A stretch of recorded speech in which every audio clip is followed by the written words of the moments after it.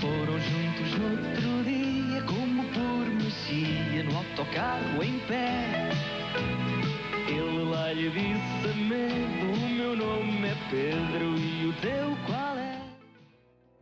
É o Pedro da conhecida música Cinderela de Carlos Paião.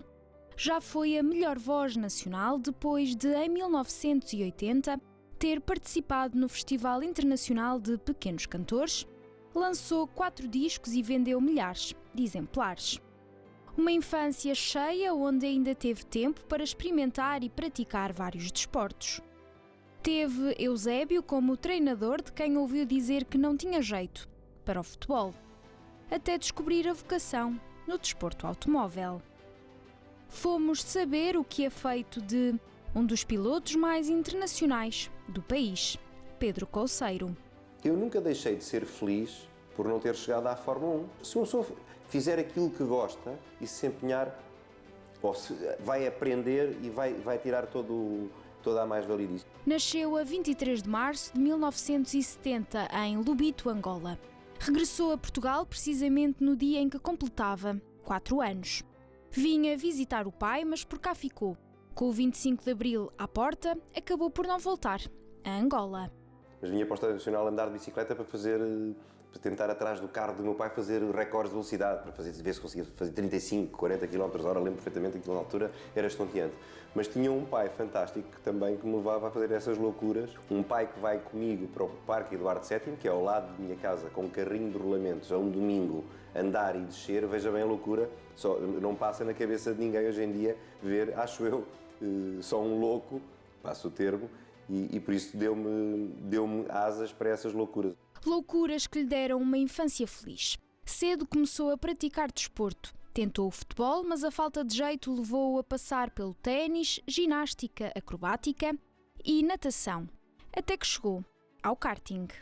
Fui tendo alguns sucessos, mas também fui tendo muitos desaires e por isso é que não fiquei nessas... Por exemplo, eu não fico no futebol porque na altura fui jogar para as escolas do Benfica e o meu treinador, o meu mister, foi o Eusébio, por isso veja o orgulho de poder ter sido treinado pelo Eusébio, muito poucos treinos, mas vem ao fim de uns quantos treinos ter comigo e disse: olha, miúdo, corres muito bem no sentido de treinas, vê-se que treinas, que corres imenso, disputas tudo, mas tu não tens jeito, não é? A bola não é garantidamente o teu futuro. Isso é uma frustração, mas que ao mesmo tempo nos ajuda a crescer e a pôr as ideias no lugar. Antes disso, Pedro Couceiro fez ainda parte do grupo Os Traquinas, até um produtor da Valentim Carvalho ter ouvido cantar. O primeiro passo para uma carreira a solo.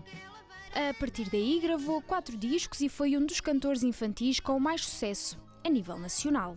Não vou ser falso modesto, com uma vaidade enorme, porque vejam, um miúdo com 10 anos que teve, eu não queria falar na terceira pessoa, mas que tive o sucesso que tive, que era, eu lembro perfeitamente, todas as pessoas daquela altura, desde as Doce, ao Júlio Isidro, ao Hermano José, ao Rui Veloso, tantas pessoas me acarinhavam.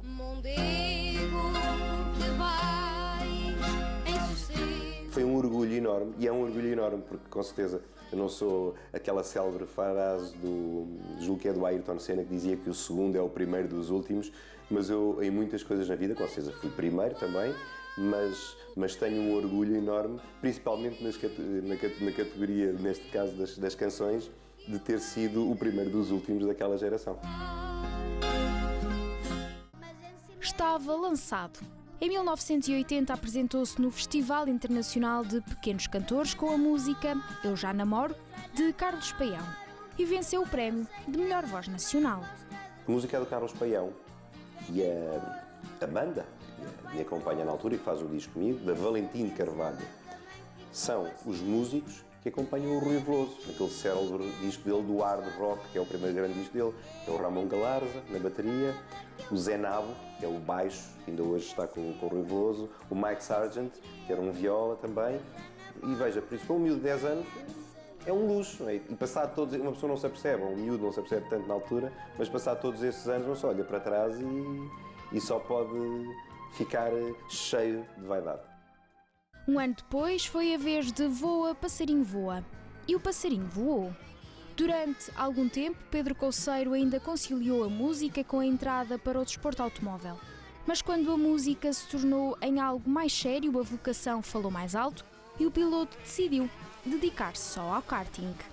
Era o sonho, mas não pensava vir a ser piloto profissional. Fazia karting, na altura o karting em Portugal, então para a nossa idade estava a começar, para as idades de 11, 12, 13 anos, nós fomos a primeira categoria júnior em Portugal, e quando eu digo nós, o Diogo Castro Santos, o Manuel Gião, o Pedro Lamy, somos a primeira leva, digamos, a primeira fornada de miúdos do karting júnior em Portugal, mas era um sonho, estávamos a quilómetros, anos-luz da Europa e dos mundiais, não vislumbrávamos sequer poder vir a ser pilotos internacionais.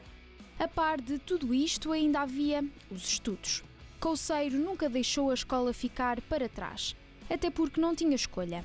Foi sempre bom aluno e seguiu para a faculdade, onde tirou Engenharia Civil. Mas nem sempre foi fácil conciliar tudo, sobretudo numa altura em que a carreira desportiva começava a descolar. Há ali uma altura em que eu próprio ponho na cabeça que era uma parvoíce, mesmo que não viesse, como nunca vim a exercer a Engenharia Civil, era uma parvoíce estar ali, era na praia, estava ali a 20 metros da praia e era mesmo morrer na praia, como se costuma dizer, em relação a um curso. E terminei o curso de Engenharia Civil em 95, já vivia fora de Portugal temporadas enormes, já corria nos campeonatos mais disputados do mundo. Depois do karting, seguiu-se a Fórmula Ford e a internacionalização do piloto. Depois veio a Fórmula Opel. Estava aberto o caminho para entrar nas melhores competições.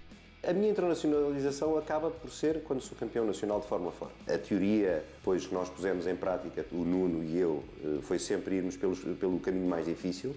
E o caminho mais difícil era ir pelos campeonatos mais difíceis, onde estavam as melhores equipas, mas essencialmente os melhores pilotos daquela geração. Foi menos difícil depois para o meu futuro, porque consegui brilhar nos melhores campeonatos do mundo. Não fui campeão, na altura, lembro perfeitamente, ainda fui campeão vice-campeão da Taça das Nações, que é tipo um campeonato do mundo por equipas, com o Manuel Gião. Fiz pódios, fiz muitos segundos lugares, algumas vitórias, mas depois acabo por não ser campeão. Mas foi o não ser campeão, apesar de tudo, e ter estado nos melhores campeonatos, que depois me fez subir para a Fórmula 3 Internacional, neste caso, que era a Fórmula 3 alemã, e a prova foi a Fórmula 3 Internacional. Assinou contratos com algumas das melhores equipas da altura e, como quase todos os pilotos, sonhava entrar na Fórmula 1. Só está ali a ver a Fórmula 1 mesmo, que saiba que tem 1% de probabilidade de lá chegar, por isso eu tentei dar o salto e fui à Fórmula 3000, que é a Fórmula 2, hoje em dia chamada Fórmula 2, mas que são Fórmula 1 mais pequenos, digamos. Ainda faço alguns bons resultados, mas não os suficientes por si só, porque muitas vezes até os próprios resultados não me permitiriam ir à Fórmula 1 e isso, em conjunto com a parte financeira, não consegui reunir os patrocinadores. Mesmo assim, nunca parou. Enquanto competia nos Fórmulas, foi-se aventurando nos carros de turismo, onde acabou por ficar com a entrada na Porsche Super Cup. Era um campeonato que reunia ex-pilotos da Fórmula 1, ex-pilotos da Fórmula 3000, pilotos de GTs consagrados, e jovens, e não digo menos jovens, mas pilotos já numa fase da carreira mais terminal. E por isso eu corro com os melhores pilotos da minha geração que não chegaram à Fórmula 1 e com alguns pilotos que foram os melhores pilotos da geração deles, como por exemplo um Jacques Laffite, um Jean-Pierre Jarier, o Bruno Giacomelli. Foi uma fase também muito engraçada da minha carreira, muito difícil, porque era um campeonato que tínhamos 25 pilotos e desses 25 pilotos tínhamos 15 pilotos para ganhar corridas, 15, 20 pilotos para ganhar corridas, todos eles com palmarés elevadíssimos ou muito altos. Por isso foi uma fase importante também e que me deu a possibilidade de me estabelecer como piloto profissional. O irmão Nuno, também ele ligado ao desporto automóvel, com quem Pedro Couceiro tem uma enorme cumplicidade, sempre foi o pilar da carreira do piloto. É a ele que pede conselhos e é nele que procura apoio nas horas decisivas. O Nuno, desde os meus 10 anos, era o meu manager. E foi o meu manager na música, era o Nuno que ia negociar os contratos com a Valentim Carvalho e buscar os royalties à Valentim Carvalho, na altura que era na Rua Nova do Almada, que depois herdeu tudo com o incêndio do Chiado, e continuou nos cartos. Por isso foi sempre o meu gestor de carreira, porque mais do que irmão também era o gestor, por isso fizemos sempre tudo a meias. Com um palmarés recheado, em 2011 Couceiro decide pôr fim à carreira profissional. ainda que por motivos de força maior, uma vez que a equipa onde ia competir nesse ano faliu. Uma decisão muito ponderada que para o piloto acabou por ser a mais acertada. Um piloto nunca quer terminar, porque sente sempre que, primeiro, sente sempre competitivo para fazer mais uma época, sente sempre que pode fazer ou continuar a fazer tão bem. Não há uma altura certa. Cada piloto tem que encontrar a sua. Eu acho que devemos terminar quando achamos que não vamos fazer muito melhor e que a partir daí vai ser só a descer. E eu terminei a minha carreira num ponto alto.